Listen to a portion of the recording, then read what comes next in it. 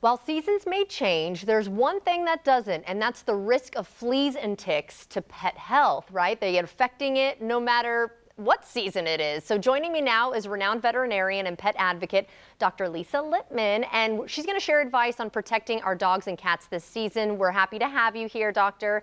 But now that the temperatures are starting to get a little bit cooler, why should we still be protecting our pets from fleas and ticks?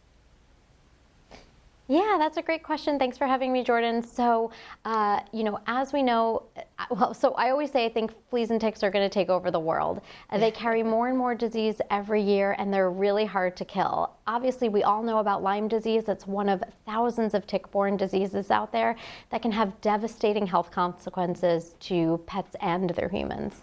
Yeah, I think a lot of people think like, okay, well, it's not going to affect my dog if it's cold out because the bugs won't be, I guess, as rampant, but that's not always the case, especially in the South where it doesn't get that cold. But is it true that fleas and ticks mainly affect dogs and cats in rural areas, not urban homes and backyards?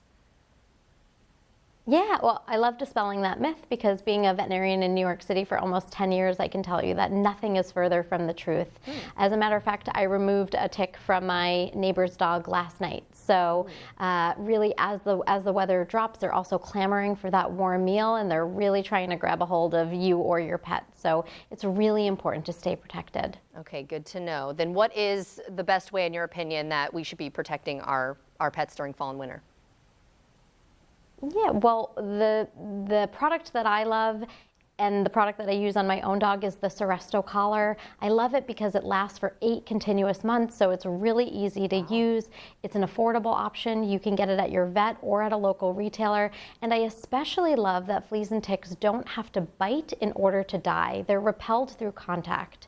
And so that's not usual, and you don't want to have to be, if you find a tick on your pet, you're going to panic and you're going to wish that you had a neighbor like me to come remove it. So yeah. It's not something that we want to have to deal with. Okay, yeah. And one more time, just why should we be so concerned about these pests in particular? Yeah, again, so not only can they cause devastating health consequences, but they can also be really costly. If you have to flea bomb your pet, you have to make that trip to remove the tick, you acquire a tick-borne disease, or your pet acquires a tick-borne disease. They can just have both devastating consequences, again, cost-wise, health-wise, time-wise, and so it's really important to be protected. Okay, well, thank you so much for helping us out with that today. Where can we go for more information? For more information, you'll want to visit fallpetlist.com or seresto.com. Perfect. Well, thank you so much. And if you'd like to see this segment again, just head to our website at firstcoastliving.net.